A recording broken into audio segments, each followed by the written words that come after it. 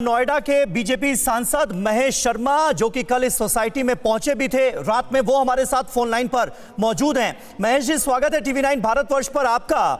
किस तरह से आप देखते हैं इस एक्शन को? देर आए पर दुरुस्त आए, क्या आज के बुलडोजर एक्शन के बाद यह कहा जा सकता है? देखिए, मैं पहले तो धन्यवाद मीडिया को दे दूं और टीवी 9 भारतवर्ष को खासतौर पर लगातार जिस संजीदगी से आपने इस विषय को उठाया है और जिसका संज्ञान हमारे यशस्वी मुख्यमंत्री जी ने लिया है कि कल रात को ये विषय आया, गृह सचिव जी से बात हुई और तुरंत कमिश्नर और वरिष्ठ अधिकारी जिलाधिकारी वहां पहुंचे और कार्रवाई हुई। और आज सवेरे आप देख रहे हैं, जब कभी मीडिया के लोग ये आक्षेप भी लगाते हैं कि यह बाबा का बुलडोजर सेलेक्टिवली किसी राजनीति या कुछ व्यवस्थाओं के बाद काम कर रहा है, ये आपको महसूस हो रहा है कि हमारे सरकार संजीदगी से काम करने वाली सरकार है, बराबरी से काम करे। जो भी दोषी होगा वो किसी भी धर्म, जाति, बिरादरी, राजनीतिक व्यवस्था का हो, उस पर कार्रवाई। एक्शन तो हुआ महेश जी, लेकिन कल आपका एक वीडियो सामने आया था जिसमें आप नोएडा पुलिस से बड़े नाराज नजर आ रहे थे और आपने कहा कि 48 घंटे में अगर उसकी गिरफ्तारी नहीं हुई तो मैं यहाँ पर धरने पर बैठ जाऊंगा। तो नोएडा पुलिस की भूमिका पर आपको भी सवाल है? मैंने बिल्कुल ये कहा था और ये मैंने अपने पुलिस अधिकारियों को आगाह करते हुए कहा था कि अगर हुआ तो मैं अपने जो क्षेत्रवासी जिनकी वजह से मैं सांसद हूँ उनका हक है और मेरी जिम्मेदारी है कि उनकी सुरक्षा का। ये तो आप मानते हैं सर कि नोएडा पुलिस की पूरी भूमिका इसमें सही नहीं रही जिस तरह से उनको यहाँ पर करना चाहिए थी कार्रवाई? देखिए, ये विषय अभी इसके जांच का विषय है, लेकिन जिस तरह से रात से कार्रवाई हुई है, मैं धन्यवाद देता हूँ मुख्यमंत्री जी को। और इसमें जो भी दोषी और चाहे वो अधिकारी हो और चाहे कोई और लोग हो, उन पर सख्त कार्रवाई मुझे पूरा विश्वास है। नहीं महेश जी, लेकिन जिस तरह से ये पूरा घटनाक्रम सामने आया, क्या आप ये मानते हैं कि ये दरअसल मिडिल क्लास की क्रांति का नतीजा है कि आज इतना सख्त एक्शन हमें नजर आ रहा है? क्योंकि इससे पहले भी रेजिडेंट्स जो थे वो बहुत परेशान थे। इस शख्स ने जिस तरह से अपने रसूख का इस्तेमाल करके लोगों को परेशान किया हुआ था, लेकिन कोई कार्रवाई, कोई एक्शन कई साल से इसके खिलाफ हुआ नहीं। देखिए, ये जनता है और मुझे भी खुशी हुई जिस तरह रात 11 बजे तक 1000 से ज्यादा संख्या में महिला और पुरुष आक्रोशित वहां थे। और ये सच है कि ये उनके उस मजबूती का कारण है कि ये दबाव मुझ पर भी बना जनप्रतिनिधि होने के नाते, और मैंने भी अपने आक्रोश को मीडिया के माध्यम से अपनी सरकार को भी बताया और देश की जनता को बताया और उस पर तुरंत कार्रवाई हुई। 12 घंटे में कार्रवाई, सबसे सख्त कार्रवाई हुई भी है। ये मैं समझता हूँ एक अच्छी व्यवस्था है, लेकिन इसमें कहीं चूक रही है जिसका मैंने कहा उस वक्त नाराजगी भी पुलिस से करी कि किस तरह से परसों घटना हुई है, किस तरह से लोग 8-10-12 लोग सोसाइटी में घुस जाते हैं, उस पर मैंने अपनी नाराजगी भी जाहिर नहीं बिल्कुल जो सवाल उठ रहे हैं वो दो लोगों पर सबसे ज्यादा है। पहला पुलिस की कार्यप्रणाली और दूसरा नोएडा अथॉरिटी, जिसकी संज्ञान में इतना बड़ा इंक्रोचमेंट होता रहा, लोग शिकायत करते रहे, श्रीकांत त्यागी का इंक्रोचमेंट चलता रहा और अब जो इंक्रोचमेंट की तस्वीरें आ रही हैं जिसका ध्वस्तीकरण किया जा रहा है, आप क्या एक्शन की मांग पुलिस के साथ साथ उन नोएडा अथॉरिटी के ऑफिशियल्स के खिलाफ भी करेंगे जिनकी मौजूदगी में या जिनकी देखरेख में इतना सारा इंक्रोचमेंट हुआ और अथॉरिटी आज तक कुछ नहीं किया, और अब जब ये पूरा मामला मीडिया के जरिए, आप लोग के जरिए, जनता के जरिए सबके संज्ञान में आया है तो उस इंक्रोचमेंट को ढाया जा रहा है?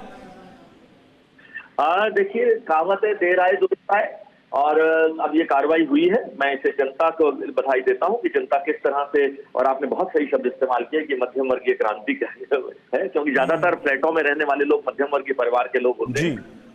महेश जी, लेकिन एक सवाल और, महेश जी जाते जाते एक सवाल आपसे और, बीजेपी नेताओं के साथ इन तमाम गुंडों की फोटो वायरल है, आपके साथ भी एक जो गुंडा कल घुसा था सोसाइटी में उनकी फोटो है और वो अपने आप को कोई मंत्री कहता है, कोई कार्यकर्ता कहता है। श्रीकांत त्यागी के बारे में आप लोगों ने क्लियर कर दिया, लेकिन जो कल गुंडे सोसाइटी में घुसे उनका भी बीजेपी से संबंध है क्या कुछ?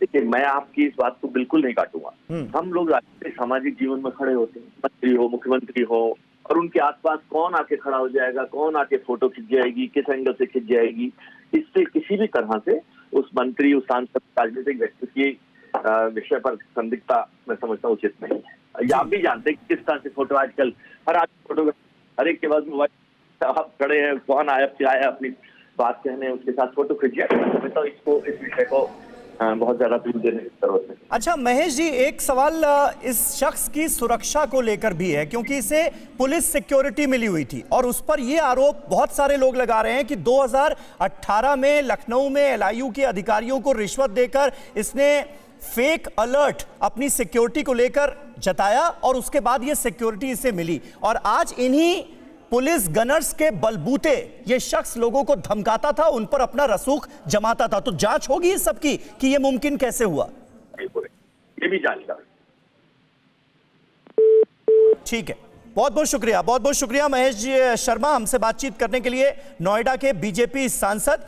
और फिलहाल एक्शन हुआ है, बुलडोजर चला है अवैध निर्माण पर और इससे लोगों ने राहत की सांस ली है। लेकिन कल जिस तरह से सोसाइटी के अंदर श्रीकांत त्यागी के जो गुंडे थे वो दाखिल होते हैं धमकाने के लिए यहां के रेजिडेंट्स को, उसको लेकर लोगों में जबरदस्त गुस्सा था, नाराजगी थी। लेकिन अब वो राहत की सांस लेते हुए नजर आ रहे हैं क्योंकि प्रशासन हरकत में आया है। और पुनीत इस वक्त हमारे साथ वही ग्राउंड जीरो से जुड़े हुए हैं जिनके पास हम रुख करते हैं फिर से। पुनीत, तो यहाँ पर तो हम बीजेपी सांसद से बात कर रहे थे, वो कह रहे थे कि कोई भी फोटो खिंचा ले, लेकिन उससे बीजेपी का संबंध कैसे जुड़ता है? सोसाइटी वासी कह रहे हैं कि वो बीजेपी के नाम से डराता था। तो क्या आप माने कि मिडिल क्लास की इस क्रांति के बाद वो तमाम नेता जो सत्ताधारी पार्टी के नाम से लोगों को डराते हैं, उनके सामने एक नज़ीर पेश की है योगी शासन ने कि अगर बीजेपी का नाम लेकर या सरकार का नाम लेकर लोगों को डराया और रसूख का इस्तेमाल किया और कुछ ऐसा किया जो कानून की नज़र में गलत है, तो उसका यही हाल होगा?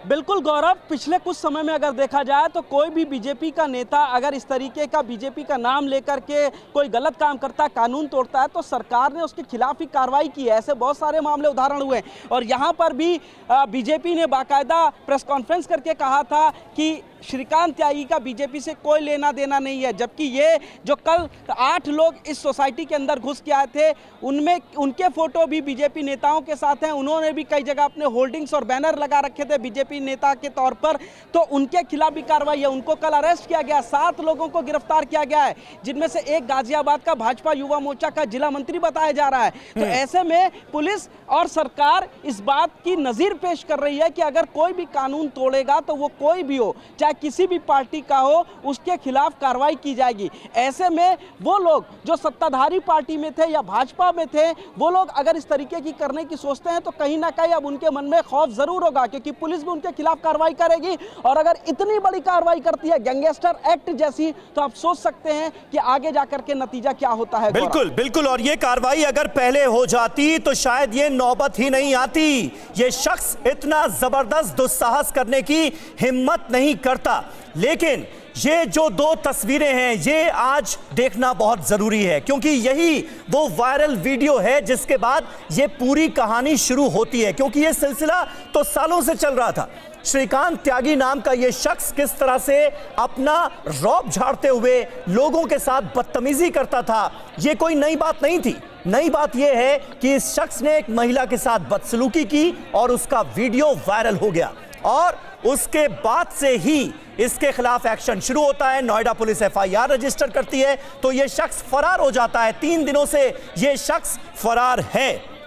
लेकिन अब जिस तरह से बुलडोजर एक्शन नजर आया है इसके अवैध निर्माण के खिलाफ, उसको देखने के बाद साफ तौर पर यह कहा जा सकता है कि यह गुंडागर्दी के खिलाफ मिडिल क्लास की क्रांति है।